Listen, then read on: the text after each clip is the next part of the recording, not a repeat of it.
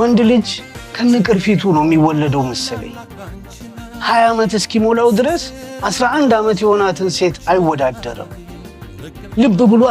አይገናዘብ ቴስት እንኳን አላውቅም ምን ነው በኮካና በፔፕሲ መሃል ያለው ልዩነት ምንም አይገባኝም አሁን በፋንታና በሚሪንዳ መሃል ምንም አይገባኝ ይሄ ላይት አረንጓዴና ዳርክ አረንጓዴ ሲሉ ራሴን ሊያዞሩ የመጡ ነው የሚመስለኝ እዚህ የነበረው አረንጓዴ ነው ለካ ላይት እየሆነ ወደ ነጭ የሚሸጋገረው እንጂ ዘሎ ከአረንጓዴ ወደ ነጭ አይመጣም እና እሱ ሁሉ ግራ ይገባኝ ነበር ለምንድነው ስዕል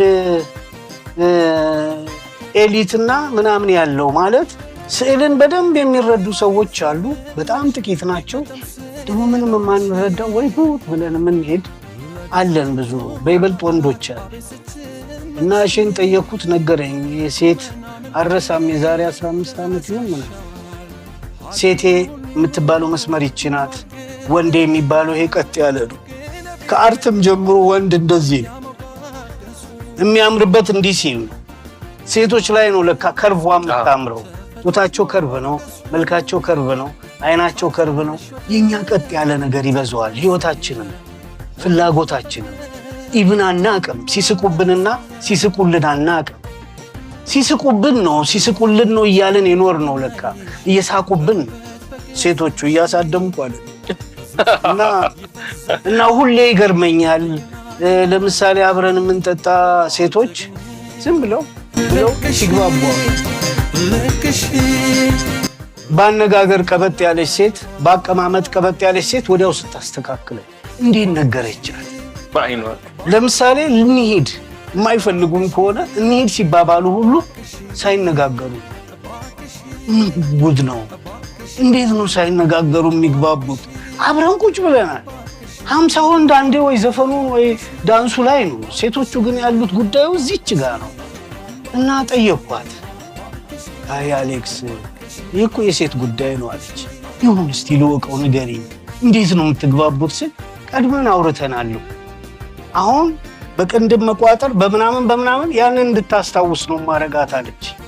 ነው እንደ ጉዳዩ ወንዶችም አውርተን ማምጣት ነገሩ አውርተን እንመጣለን ለሁሉም ነገር አውርተን ብንመጣ እንደዚህ ቀርቶ ስረግጦ አትርገጠኝ ምን ምልክት ራስ ይሆን አው እና ወንድ በተፈጥሮ ውስጥም የተበደለ ነው ብለን እንድናስብ ያረጋል ለካ የኑሮ ጉዳይ ለሴቷ ነው የተሰጠው በኑሮ ስል እንድትሆን ምክንያቱም ትውልድ የሚያልፈው በሷ በኩል ሁላችንም የእናቶቻችን ልጆች ስለዚህ ትውልድ የሚቀጥለው በሴቶች ኃላፊነት ውስጥ ነው እኔ አሁንም ሴቶችን አላቅ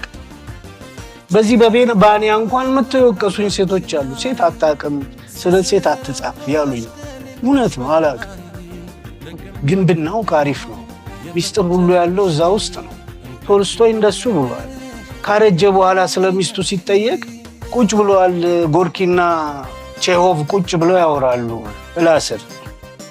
ቶልስቶይ መጣና ስለምንድነው የምታወሩት ሲላቸው ስለ ሴት ነው እያወራን ያለነው አይ ስለ ሴት እያወራችሁ ከሆነ እየዋሻችሁ ነው ወይም አለማውቃችሁን እየገለጻችሁ ነው እነ ስለ ሴት ማውራው መቃብሬ የተቆፈረ ቀን ነው እውነቱን ተናግሬ መቃብሬ ውስጥ ገባ ዞሮ እነሱ እጅ ስለሚወድቅ ማለት እና ወንድ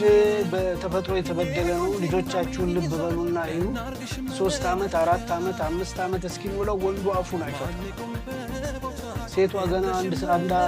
አንድ ዓመት ከአንድ ወር ሲሆናት ማውራት የምትጀምረው ስልነት አለ ሴንሲቲቭ ናቸው ለተፈጥሮ እና ብዙ መጽሐፎች አሉ ሬድ ኩዊን የሚል መጽሐፍ ዋይ ሜን ላይ ውመን ክራይ የሚል መጽሐፍ እሱንም አንብቡት እስቲ የዘመኑ ይመስላል ግን እውነት ስለ ወንዶች የምትመክረው ወንዶቹን ሚስትየው ናት ለሁለት ነው የተጻፈው ስለ ሴቶች የሚናገረው ወንድ ነው ወንድ አውቃለሁ ይላል እንጂ ሚስቱ ረድታው ሌላው ግን እዛ ላይ በጣም አሪፍ ነገር አለ ለምሳሌ ሙሴን ይጠቅሳሉ ሙሴ 40 ዓመት ሙሉ የዞረው አንድ ተራራ ነው አይደለም ምክንያቱም ወንድ ጀግንነት ይሰማዋል ጀግንነት አይደለም ከቤት ሲወጣ የኔ ነው ነፃነት ይሰማዋል ባሽዋ ገበታ በዚህ ቤት ፀሐይ እንደዚህ አምጥቶ በዚህ ጋር ደርሳለሁ ይላል ሴቶች ደግሞ ከቤት ሲወጡ ይጨንቃቸዋል። ስለዚህ የተሳፈሩበት አውቶቡስ ቢሆን እንኳን 13 ቁጥር በዚህ ታልፋለች ብለው ድጋሚ ይጠይቃሉ፣ ያረጋግጣሉ። እና ሙሴ ሴት ቢሆን ኖሮ